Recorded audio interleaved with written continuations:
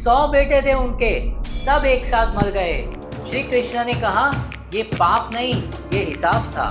सोचो, एक बाप जिसके 100 बेटे थे और सब एक साथ मर गए। ये कोई फिल्म की कहानी नहीं है, ये राजा धृतराष्ट्र की सच्चाई है। तो जब उन्होंने भगवान श्री कृष्ण से पूछा, हे भगवान, मैंने ऐसा कौन सा पाप किया था, तब भगवान से जो जवाब मिला वो सुनकर आपकी रूह कांप जाएगी। भगवान श्री कृष्ण ने राजा धृतराष्ट्र को दिव्य दृष्टि दी पिछले जन्म देखने की। 50 जन्म पीछे जाकर उन्होंने देखा वो एक शिकारी थे और उन्होंने एक जाल बिछाया था पेड़ के ऊपर पक्षियों को पकड़ने के लिए, और उस जाल में फंसे थे 100 छोटे छोटे पक्षी, और सारे पक्षी जाल की गर्मी से अंधे हो गए और मर गए। बस वही एक पल था, वही एक कर्म था जो 50 जन्मों बाद अलग शरीर में, अलग दुनिया में वही कर्म के फल का कारण बना। राजा धृतराष्ट्र इस जन्म में अंधे पैदा हुए क्योंकि उन्हीं के हाथों से वही पक्षियों की आंखें गई थी, और उन्हीं के 100 बेटे मर गए क्योंकि उनके हाथों से ही 100 पक्षियों की हत्या हुई थी।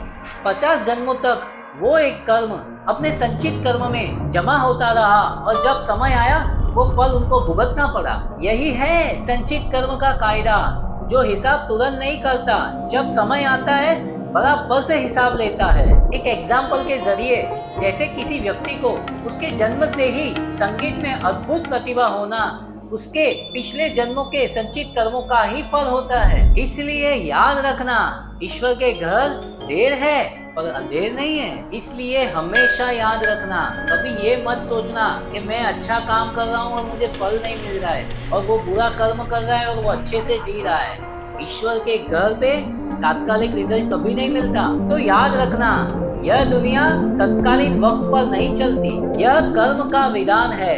यहाँ प्रत्येक कर्म, प्रत्येक भाव चुपचाप रिकॉर्ड हो रहा है। आपकी नेकी जमा हो रही है और उसकी बुराई भी जमा हो रही है, बस सही वक्त आने दीजिए।